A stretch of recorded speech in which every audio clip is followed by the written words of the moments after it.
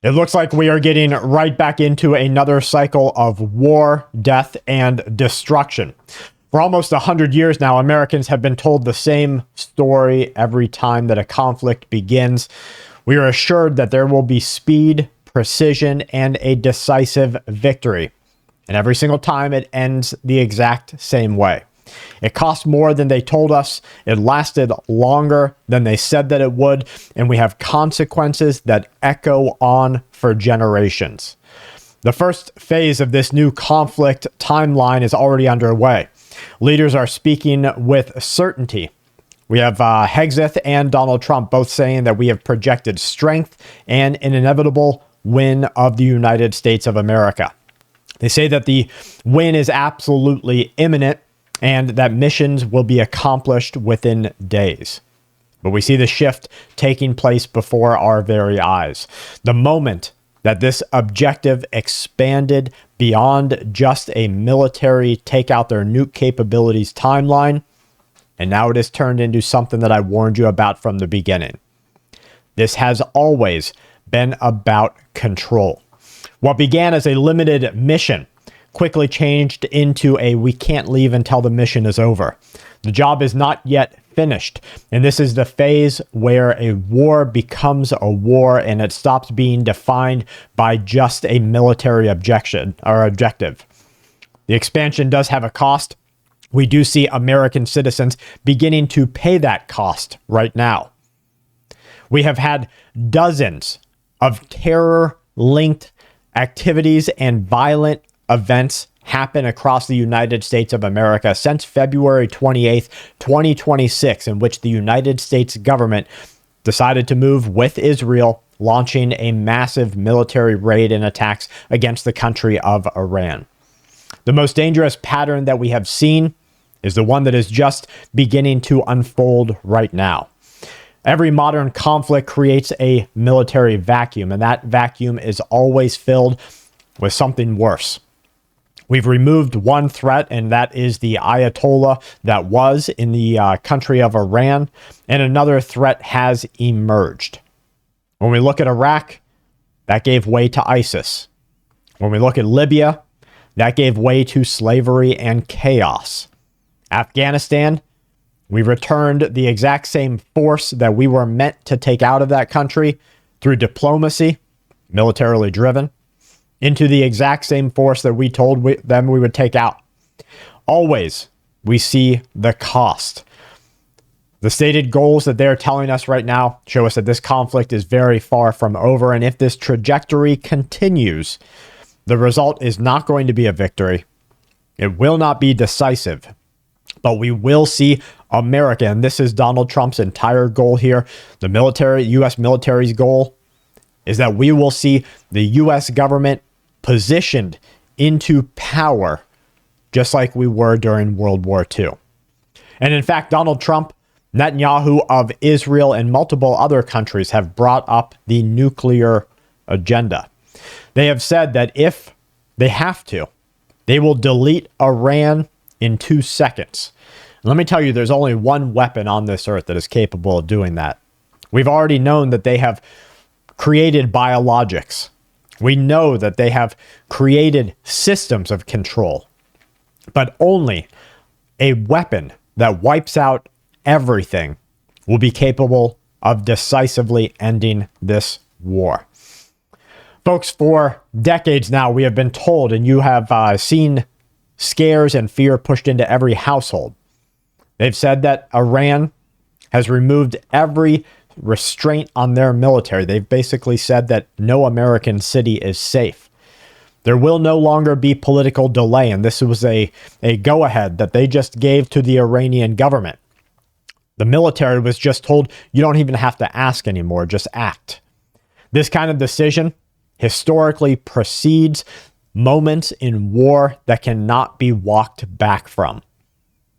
When a nation tells its military that they no longer need permission of the government, they are not preparing for any semblance of peace.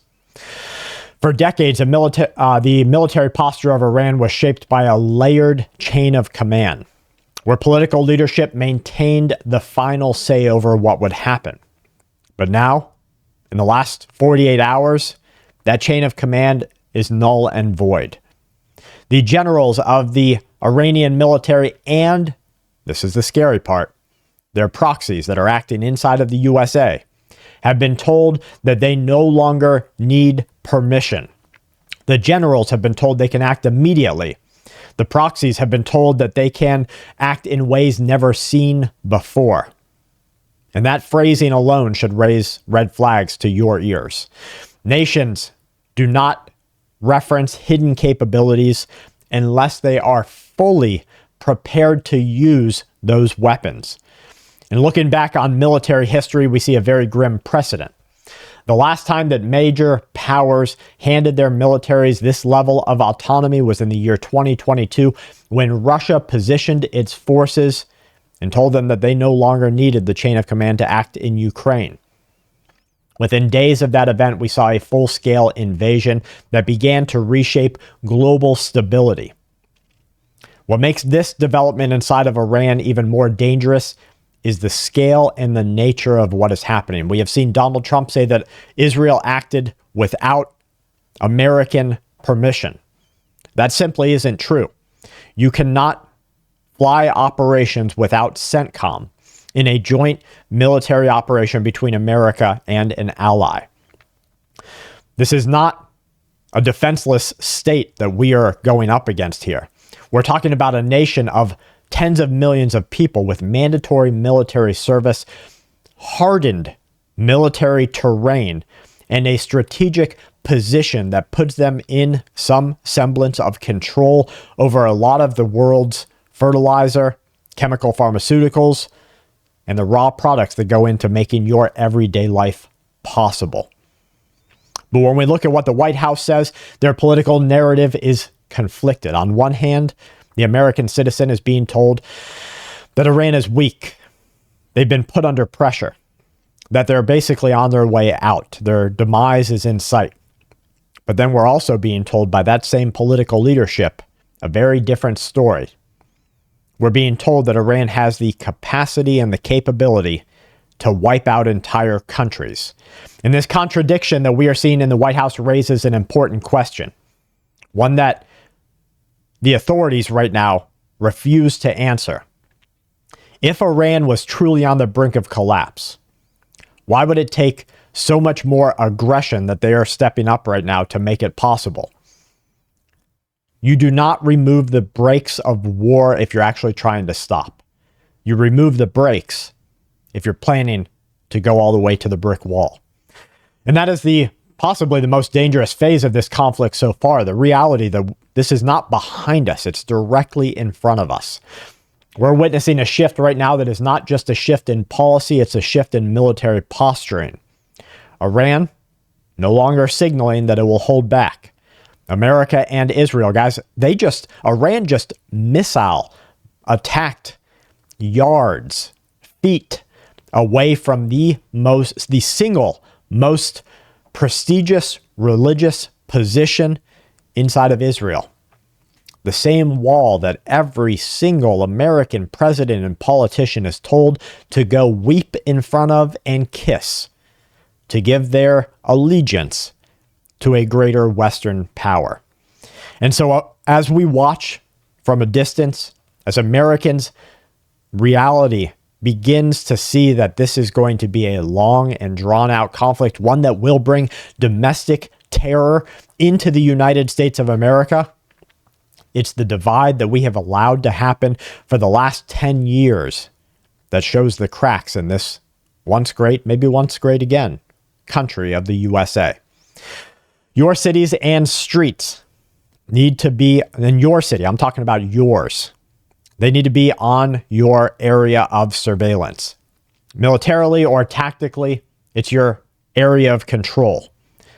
Your area of control begins with what you're looking at here, around you. Whether that's your office space, the inside of your vehicle, or the inside of the shelter that you lay down and go basically unconscious for 6 to 8, maybe 10 if you're lucky, hours per day. 30% of your life is lived without your conscious awareness of what is happening around you. And that area of control is the one that you need to gain permanent access to right now.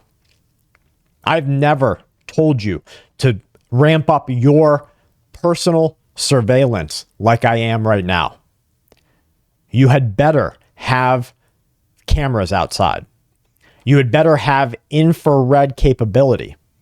You had better have, at the very least, the ability to sense motion outside of your house, because that's going to give you the seconds that matter when something bad happens. And then as soon as you step outside of your shelter, whether that's your office that you're in, your vehicle, or your house, know that that's where the next layer of danger exists. So without any fear, with no concern beyond the reality that we face, spend this weekend talking with your family and telling them that it's time to prepare. And if you can act right now. Get to the range, hunt, fish, talk with friends and family, make a plan. Because what we're going to see over the next week, maybe the next 2 weeks, will reshape America for the next 10 years. Folks, you're watching Full Spectrum Survival on YouTube, where I scroll so that you don't have to, where I can bring you the information so that you know what's going to happen, not yesterday, but tomorrow. And tomorrow, and the tomorrow after, is going to be some of the most dangerous times that we have faced personally. Our economy is being attacked. Our infrastructure is one action by a controlling country away from being completely wiped out. Have a backup plan. And make sure that your backup plan has a backup plan. We're pretty much on plan C, D, or E right now. So get ready, because we are about to see FUBAR.